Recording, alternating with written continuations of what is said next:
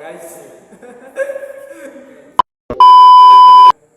Halo guys, selamat datang di podcast Menemukan Macondo.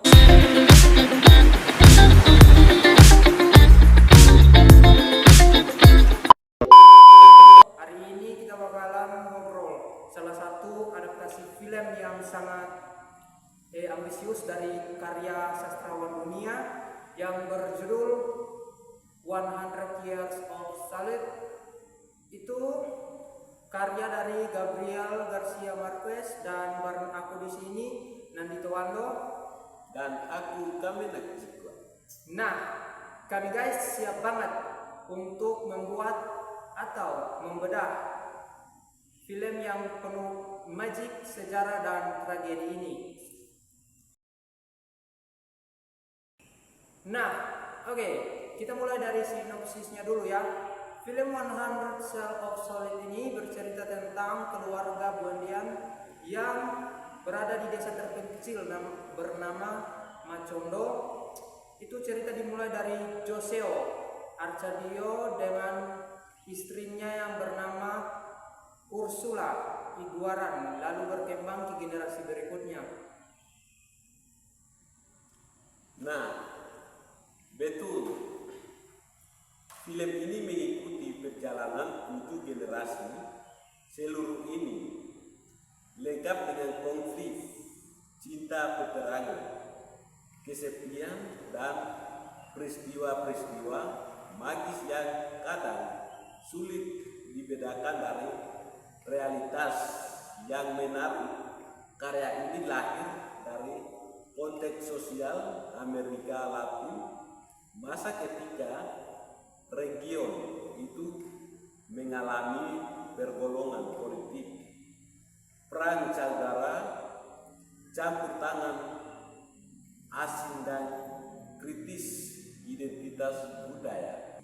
Nah, makanya Macondo yang sering dianggap sebagai metafora sejarah Amerika Latin yang penuh makna yang indah, kekacauan, penuh harapan, tetapi juga penuh tragedi. Nah, yang paling menonjol menurut aku adalah gaya mengincar realis yang divisualkan dengan sangat berani. Adegan seperti hujan bunga kuning atau karakter yang terang ke langit terasa magis, tapi tidak dilebih-lebih. Justru kerasa natural dalam dunianya sendiri. Nah, saya setuju banget kawan-kawan. Itu kan dari aspek cerita yang kuat adalah pola nama dan pengulangan nasib mereka ya. Itu banyak karakter yang bernama Joseo Arcadio atau Aureliano. Pola ini bukan sekedar kebetulan, tetapi menunjukkan bahwa sejarah keluarga ini terus berulang. Dan secara visual, film ini juga punya tonen warna yang khas, menggambarkan Macondo sebagai tempat yang hidup dan rentan akan kedamaian.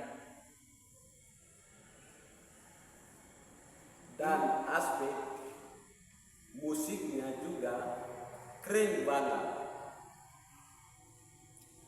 Ada nuansa Latin yang hangat, tapi tetap ada melankolinya, pas dengan tema kesunyian yang terus muncul. Nah, yang paling aku sukai di dalam film ini adalah film ini relevansinya sama dengan dunia modern ya kawan-kawan, tentang kekuasaan, kolonialisme, dan kekerasan politik, dan bagaimana masyarakat mudah terjebak dalam siklus kesalahan itu sendiri. Masih relevan banget sampai sekarang ya guys. Betul.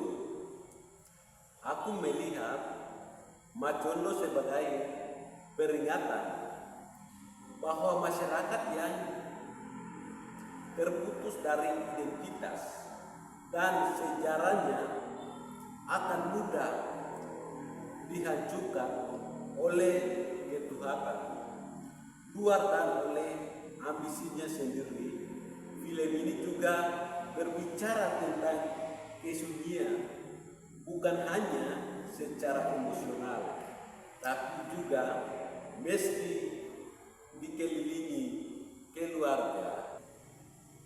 Guys, itu sangat mirip dengan keadaan dan kondisi sekarang ya guys, di era kita saat ini modern, karena itu banyak orang merasa terasing ya guys, padahal di sekeliling mereka itu banyak orang yang ingin peduli, tapi mereka itu lebih memilih untuk mengasingkan diri. Nah, untuk kesan pribadi Kamenang tentang film ini, itu film ini berasa kayak apa ya? Oh ya, baik. Pesan pribadi, aku film ini adalah pengalaman visual yang menakjubkan sekaligus menyajak hati. Ada banyak karakter, banyak alur, tapi semuanya saling terikat oleh tema besar solitude, kesendirian yang diwariskan turun temurun. Nah, kalau kesan pribadi saya teman-teman, itu film ini terasa seperti membaca puisi yang panjang yang divisualkan dan penuh keindahan, penuh simbol, kadang bikin bingung tetapi bikin terpikat. Nah, dan yang paling kuat adalah pesan yang terkandung di dalam film ini, yaitu manusia harus memahami sejarahnya agar tidak terjebak dalam kesalahan yang sama dan terus berulang-ulang kembali. Oke, itu dia pembahasan kita tentang film 100 Years of Salad. Semoga bisa jadi referensi buat kalian ya teman-teman. Kalau yang mau menonton atau sekedar membaca atau memahami karya besarnya itu, terima kasih sudah mendengar. Sampai bertemu di episode berikutnya. oke, dadah.